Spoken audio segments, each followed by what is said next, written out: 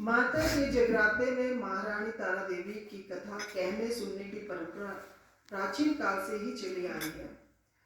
बिना इस कथा के जागरण को संपूर्ण नहीं माना जाता है।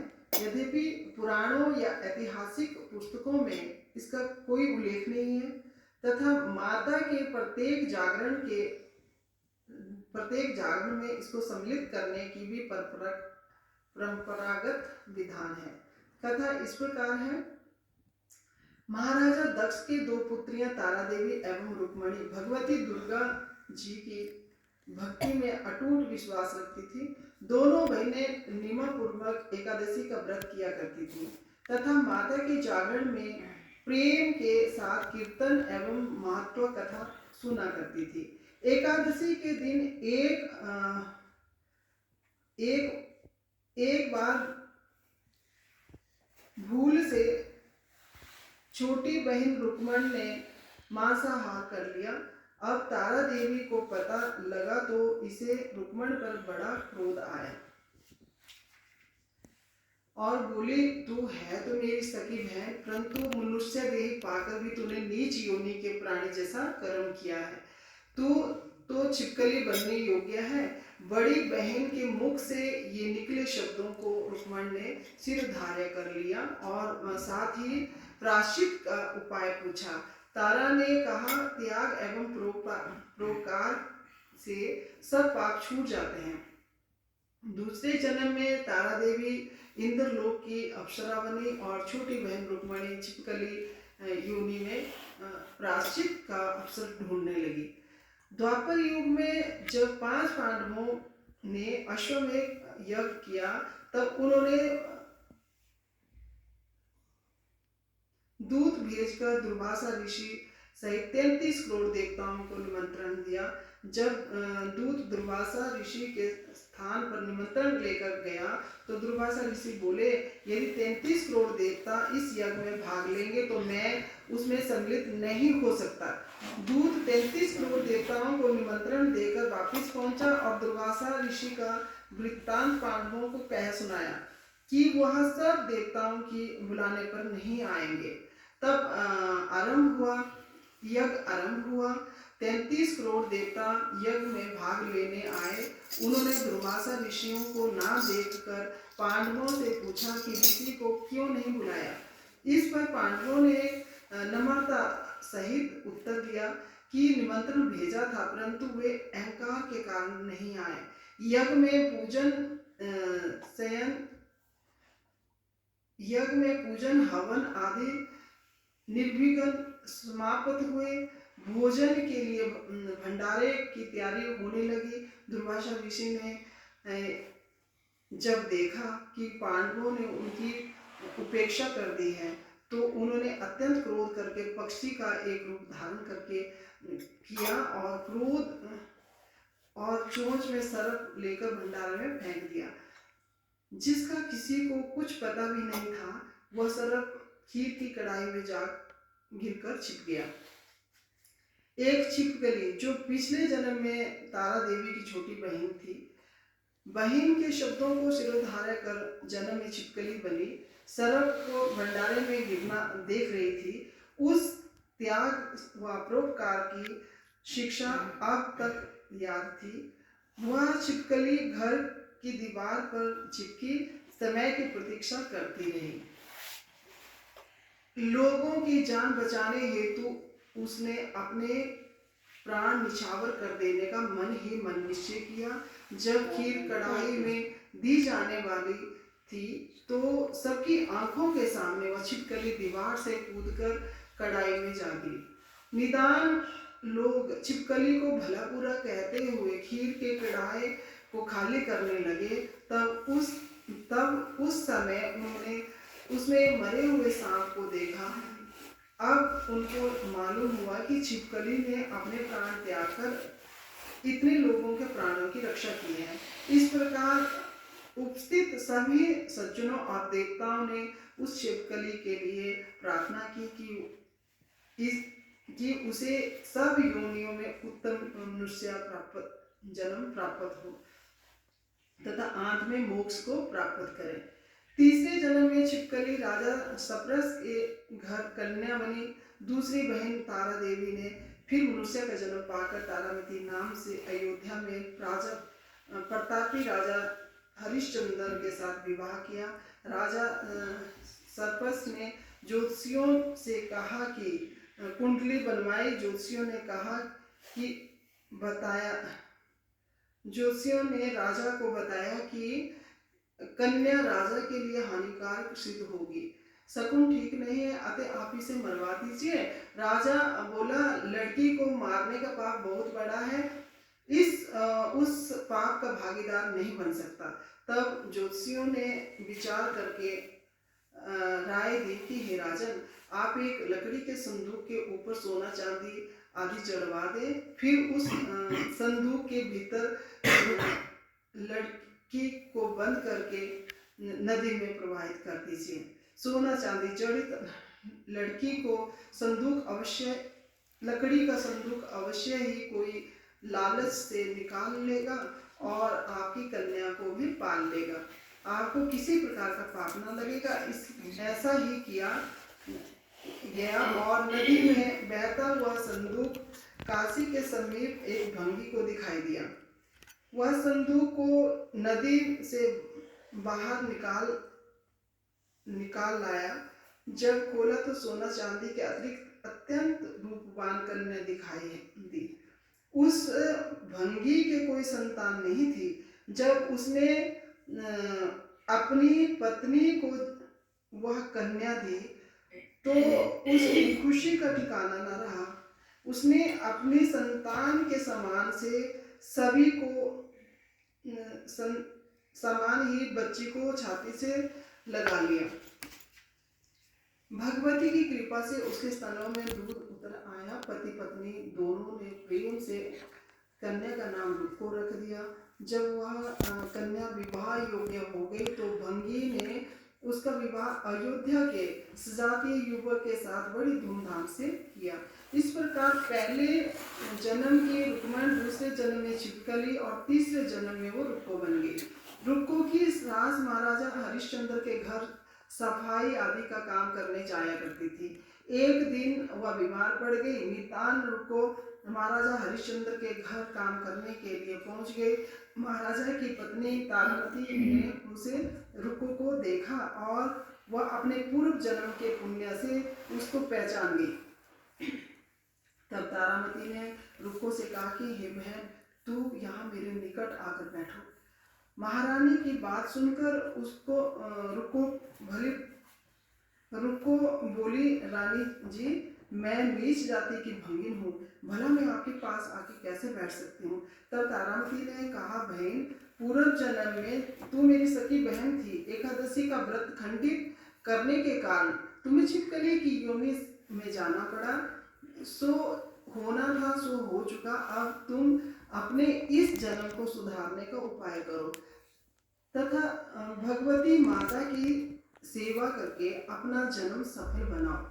यह सुनकर रुक्को को बड़ी प्रसन्नता हुई और उसने उसका उपाय पूछा। रानी ने बताया कि वैष्णो माता सब मनोरथों को पूरा करने वाली है।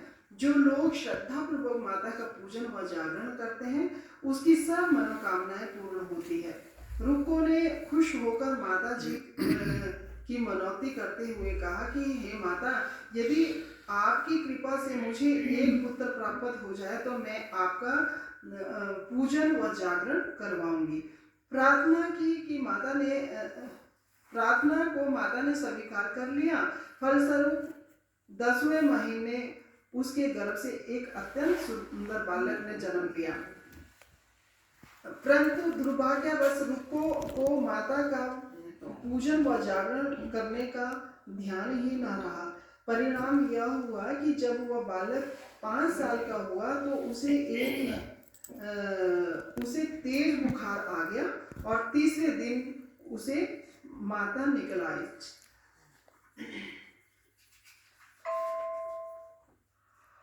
रुक्को दुखी होकर अपने पूर्व जन्म की बहन तारामती के पास गई और बच्चे की बीमारी का सब वृत्तांत कह सुनाया। तब तारामती ने कहा कि तू जरा ध्यान करके देख कि तुझसे माता के पूजन में कोई भूल तो नहीं हुई है। इस पर रुको को 6 बरस पहले की बात याद आई और अपना अपराध स्वीकार किया। बच्चे को आराम आने पर अवश्य जागरण कराऊंगी। भगवती की कृपा से बच्चा दूसरे ही दिन ठीक हो गया।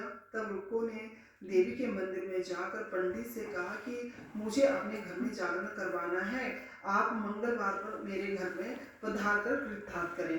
पंडित जी बोला कि अरे रुको, तू यदि 5 रुपए यहीं दे जा, हम तेरे घर में हम तेरे से मंदिर में ही जागरण करवा देंगे। तू नीच जाति की स्त्री है, इसलिए हम तेरे घर में जाकर देवी का जागरण नहीं कर सकते। रुको ने कहा कि हे पंडित जी, माता के दरबार में तो ऊंच नीच का कोई विचार नहीं होता है, तो सब भक्तों पर समान रूप से कृपा करती है, अतः आपको कोई ऐतराज नहीं होना चाहिए। इस पर पंडितों ने आपस में विचार करके कहा, यदि महारानी तारामती तुम्हारे जागरण में पधारे तो हम भी स्वीकार कर लेंगे। यह सुनकर रुको महारानी के पास गई और सब वृत्तांत कह सुनाया। तारामती ने जागरण में सम्मिलित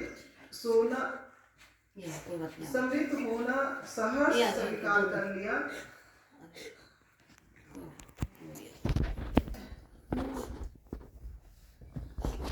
जिस समय सबको पंडित से यह कहने गई कि महारानी जी जागरण में आवेगी, उस समय सेनाई ने सुन लिया और महाराज हरिश्चंद्र को जाकर सूचना दी।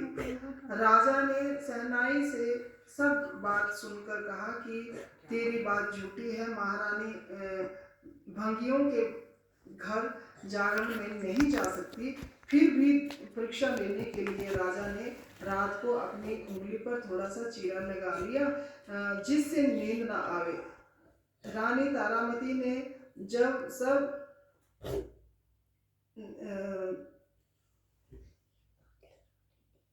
ने जब यह देखा कि जागरण का समय होने जा रहा है परंतु महाराज को नींद नहीं आ रही है, उस समय उसने अपने मन में वैष्णो माता जी का ध्यान प्रार्थना करते हुए कि माता आप किसी उपाय से राजा जी को सुला दे ताकि मैं जागरण में सम्मिलित हो सकूं। जब राजा को नींद आ गई तो रानी तारामती ने रोशनदान से रस्सी बांधकर महल से उतरी और रुको के घर जा पहुंची। उस समय जल्दी के कारण रानी के हाथ से एक रेशमी रुमाल, पांव की पायल रास्ते में ही गिर गई। उधर थोड़ी देर बाद राजा हरिश्चंद्र की नींद खुल गई। तब वह भी रानी का पता लगाने के लिए निकल पड़ा। मार्ग में पायल और रुमाल देकर और जागरण वाले स्थान पर जा पहुंचा। राजा ने दोनों चीजें रास्ते से उठाकर अपने पास रख ली और वहां जहां जागरण हो रहा था वहां एक कोने में चुपचाप बैठकर सब दृश्य देखने लगा। जब जागरण समाप्त हुआ तो सबने माता जी की आरती व अरदास की। उसके बाद प्रसाद बांटा गया। रानी तारामती को जब प्रसाद दिया तो उसने झोली में रख लिया।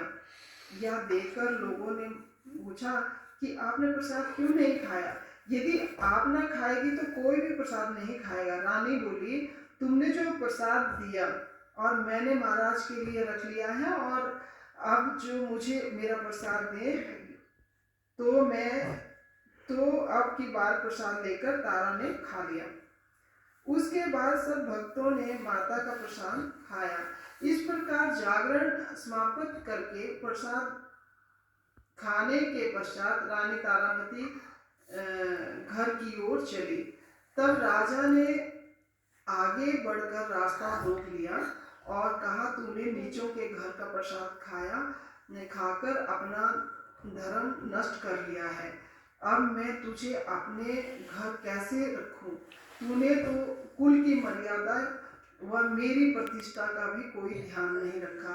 जो प्रसाद तूने अपनी झोली में रखकर मेरे लिए लाया है उसे खिलाकर मुझे भी अपवित्र करना चाहती है। ऐसा कहते हुए जब राजा ने झूली की ओर देखा तो भगवती की कृपा से प्रसाद के स्थान पर उसमें चंपा, गुलाब, गेंदा के फूल, कच्चे चावल और सुपारियां दिखाई दी। यह चमत्कार देखकर राजा हरिश्चंद्र दंग रह गया। राजा हरिश्चंद्र रानी तारा को साथ लेकर वापिस लौट आया। वहीं रानी ने ज्वाला मैया की शक्ति से बिना किसी माचिस व चमकधमक पत्थर से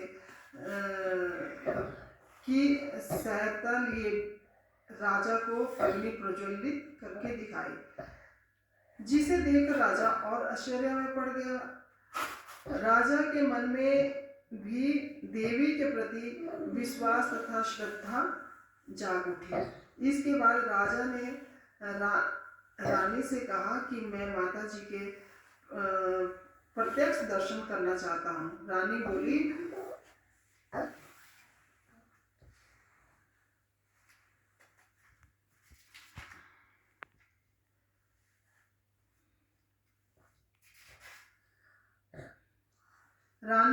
प्रत्यक्ष दर्शन करने के लिए बहुत बड़ा त्याग होना चाहिए।